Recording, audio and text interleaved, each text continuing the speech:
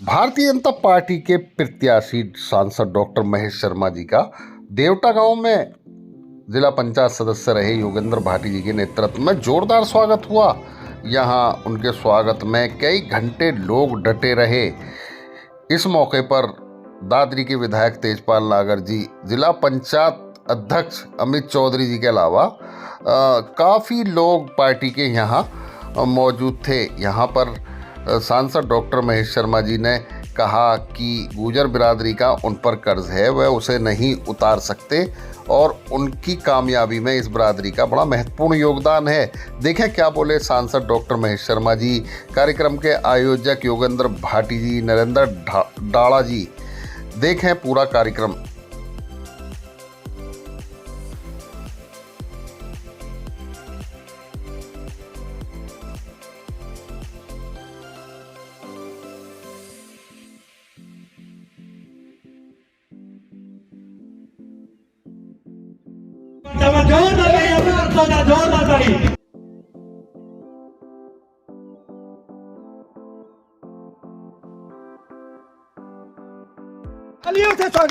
सैकड़ों प्रधान और सम्मानित लोगों ने किस तरह से गर्मजोशी से अपने नेता का स्वागत, बहुत शानदार। प्रधानमंत्री मोदी की आपकी सरकार दिखाई दे, आपकी सरकार दिखाई दे, बीजेपी का भारत में होता विस्तार दिखाई दे, प्रधानमंत्री मोदी की आपकी सरकार दिखाई दे, आपकी सरकार दिखाई दे।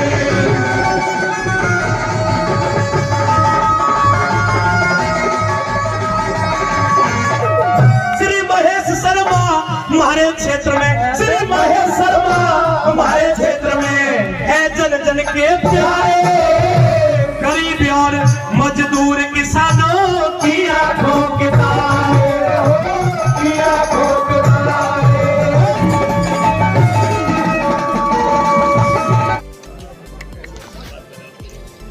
2014 से पहले जो भी सरकारें थी, आए दिन दंगे होते थे, आतंकवादी घटनाएं कहीं ना कहीं होती रहती थी, परंतु जैसे ही नरेंद्र मोदी जी इस देश के प्रधानमंत्री बने तो सारी घटनाओं पर अंकुश लग गया। इसकी बात आई, माननीय नरेंद्र मोदी जी ने इस देश के पूरी तरह विकास करने में पूरी ताकत लगा दी। सम्मानित साथियों, डॉक्टर साहब को हम लोग पूरा क्षेत्र पिछले 30 बरस से तो मैं जानता हूं, और कभी भी रात को भी फोन किया, कोई भी किया तो मैं जानता हूं, किसी भी, चाहे वो सब मंत्री थे, आज ग्रेटर नोएडा को किस मुकाम तक लेकर के आए, चाहे एयरपोर्ट आया हो, सारी चीजें आई हो, और इनकी स्वयं की नेचर भी है, ये किसी भी जगह रहे कि जहां याद ना आए वो तन्हाई किस काम की, बिगड़े रिश्ते न बनाए वो खुदाई किस काम की, बेशक अपनी मंजिल तक जाना हो, उस मंजिल से अपने न दिखाई देता वो ऊंचाई किस काम की। मैं सबसे पहले अपनी इस पवित्र भूमि देवटा के, जो हमारी भूमि माता है, मैं उसको प्रणाम करता हूं और धन्यवाद देना चाहता हूं डॉक्टर महेश शर्मा जी को। आप हमारे यहाँ आए और एक अपना महत्वपूर्ण समय हमें दिया। ये हमारी गांव से जो परंपरा है, हमारे गांव से जो लोग समझते हैं, हमारे 27 गांव निकलते हैं, डॉक्टर साहब ने आपको बता दी, परंतु आपसे वादा करते हैं कि हमेशा आपके साथ जुड़कर काम करते रहेंगे।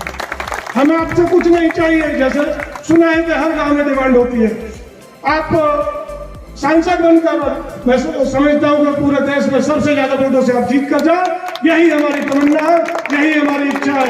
और मैं अपने गुर्जर समाज की तरफ से, अपने गांव की तरफ से, अपने क्षेत्र की तरफ से ये वायदा करते हैं आपसे, डिब्बा खोल कर देख लेना, इस धनकौर ब्लॉक के हर गांव में आपको भारी से भारी बहुमत मिलेगा, ये आपसे वादा। ये सभी लोग जो बैठे हर गांव के प्रधान हैं, बीडीसी है, सम्मानित व्यक्ति हैं, सब दिल से आपको चाहते हैं और सब ने तय कर लिया है कम से कम 10 लाख वोटों से आपको जिताकर भेजना है, और ये वादा भी है, शायद आप इससे भी अधिक वोट जीत कर जाएंगे। मेरा सादा प्रणाम मंचासीन सांसद जी, विधायक जी और जिलाध्यक्ष जी और मेरे गांव के पूर्व नेतागण सभी को मेरा सादर प्रणाम। मैं अपनी तरफ से अपनी गांव बस्ती की तरफ से सांसद जी का, विधायक जी का हृदय की गहराइयों से स्वागत करता हूं और ये आपको आश्वस्त करता हूं कि जैसे ही पोलिंग खुलेगा हमारे क्षेत्र से सबसे ज्यादा वोट आपको मिलेंगे। बहुत बहुत महाराज भाई योगेंद्र भाटी जी, मैं किन शब्दों में आपका धन्यवाद दूं। आपने कहा था कि बड़ी सभा कर पिछले ताही में सार दीजिए। मैं भी वादा करता हूं योगेंद्र भाई, जब हम थोड़े जुड़े थे तो बड़े भावनात्मक रूप से जुड़े थे और इतने करीबी से जुड़े थे कि भाई इतनी लंबी लिस्ट मुझे दे रखी थी, मैंने समय बचाने के लिए छोड़ दी। वो सारे नाम तेजपाल जी ने ले दिए हैं, कुछ भाई पंकज कौशिक जी ने ले दिए हैं, कुछ चौटाला जी ने ले दिए हैं। मेरे मंडल अध्यक्ष खड़े भाई दिनेश भाटी जी। साथियों, कर्ज बाप भी ले ले तो बेटा चुका के जाता है। उसके मन में इच्छा होती है कि अगर मेरे बाप ने कर्ज लिया और बाप नहीं चुका पाया तो मैं चुकाऊंगा। इस धरती का, इस माटी का, यहाँ के लोगों का, यहाँ की बिरादरियों का कर्ज है मुझ पर। एक गरीब मास्टर किसान के बेटे को आपने वहां तक पहुंचा दिया। ये जो कुछ एयरपोर्ट, आप मुझे सांसद का टिकट ना दिलवाते, पार्टी 6-5 बार टिकट नहीं देती जी। आपके भरोसे टिकट दिया, उन्हें पता है कि यहाँ के क्षेत्र के लोग महेश को जिता के भेज देंगे और अगर उन्हें ये लगे कि टिकट नहीं जिताएंगे तो टिकट पार्टी देने वाली नहीं है। लेकिन साथियों, आज देश का सौभाग्य है कि हमें नरेंद्र मोदी जैसा प्रधानमंत्री मिला है। ये व्यक्ति देश के लिए जीता है, देश के गरीब के लिए जीता है, जवान के लिए जीता है, माता बहनों के सम्मान के लिए जीता है, किसान के लिए जीता है। और अगर ऐसा व्यक्ति देश का प्रधानमंत्री 5 साल और रह गया तो इस देश का भाग्य बदल देगा, इस देश का भविष्य बदल देगा, इस युवाओं की तकदीर बदल देगा। ये देश का दुर्भाग्य रहा, इस क्षेत्र का दुर्भाग्य रहा कि युवाओं को अगर पता लिख दे कि मैं देवटा गांव का हूं तो फैक्ट्री वाला ये कह देता था लोकल का बच्चा है, गोरखपुर से बच्चा ले आओ, प्रयागराज से ले आओ, बिहार का ले लो, लेकिन देवता के बच्चे को नौकरी मत देना। तेजपाल जी, हम मिलकर मुख्यमंत्री से लड़े। मैंने कहा जो बच्चा तुम बाहर से लेकर आते हो, 20,000 रुपए उसे तनख्वाह देते हो, वो बच्चा किराया देता है मकान का, वो रोटी के पैसे देता है, बिजली का बिल देता है। यहाँ का लोकल बच्चे को ना बिजली का बिल देना, ना मकान का किराया देना, ना रोटी का देना, उससे काम लेना सीखो। हो सकता कुछ कमियां पीछे रही होंगी, वो कमियां भी हमारी थी। हमारे नेता ठेकेदार बन गए लेबर सप्लाई की। जब फैक्ट्रियों ने इनको लेना बंद किया तो उन्होंने ठेके ले लेकर लेबर सप्लाई में टेम्परेरी नौकरी रखवाई। 35-35 साल की उनकी जिंदगी वहीं बांधी गांठ से। आज मुख्यमंत्री जी ने आदेश कर दिए कि 40% बच्चे आने वाली फैक्ट्रियों में हमारे लोकल बच्चे लगेंगे और उनका 1 साल में ब्यौरा देना पड़ेगा। ये बच्चे का बाप का नाम, ये नाम, उसका टेलीफोन नंबर, ये बच्चे लगेंगे। एयरपोर्ट आने से जमीनों के भाव बढ़ गए हैं, किसानों की जमीनों के भाव बढ़ गए हैं। बिजली अभी 12-16 घंटे 18 घंटे आती है, 12,000 करोड़ का पावर प्लांट बनकर तैयार हो गया है, बिजली 24 घंटे आएगी अभी। और सबसे बड़ी बात है, यहाँ की राजनीतिक व्यवस्थाओं में जो परिवर्तन हुआ है, इस सफर में जो मेरे साथी हैं, जिनका मैं नाम आज मंच से समय के कारण नहीं ले रहा हूं, मैं उनका कृतज्ञ हूं। इस सफर में जो साथी मिले हैं मुझे, जिन्होंने उंगली पकड़कर इस क्षेत्र को जनवाया था। पहली बार मैं चुनाव में आया था, मेरे खानदान में कोई पंच सरपंच भी नहीं रहा आज तक। आपने दी हुई ये मेरी भेंट है और ये पगड़ी सम्मान की योगेंद्र भाई और मेरे क्षेत्र के लोगों, जो आपने दिए सम्मान को मैं 4 गुना कर वापस दूंगा, ये विश्वास मैं आपको दिलाता हूं। योगेंद्र भाई, मेरा इतिहास देख लें, मैंने जिसकी उंगली पकड़ी है, अच्छे में भी बुरे में भी उसका साथ नहीं छोड़ा। देख लो इतिहास में पीछे जाके, ताकत आपकी दी हुई है, लेकिन क्योंकि गरीब बाप का बेटा हो तो सामान्यतः आदमी जब ऊपर की सीढ़ी पे चढ़ जाते हैं तो नीचे की सीढ़ी को गिरा देते हैं। मैं तो सीढ़ी को भूलना भी नहीं चाहता हूं और विश्वास दिलाता हूं, खास तौर पर इस गुर्जर बिरादरी का। मेरा मौका लगा, मुझे ये जो म्यूजियम बना, इस म्यूजियम में एक नियम होता है कि वहां का लोकल इतिहास लिखा जाए। तो आईएएस अफसर था, बोले साहब लोकल इतिहास में क्या लिखे? मैंने कहा भाई यहाँ की गुजर बिरादरी है, उनका इतिहास लिखो, मार्शल कौम है। तो अधिकारी बिगड़ गया, बोले जी कल को गुजर का लिखवाओगे आप, फिर आएगा कि हम जाट का लिखो, फिर कहेगा जाटव का लिखो, फिर पंडित कहेंगे हमारा लिखो, ठाकुर का लिखो।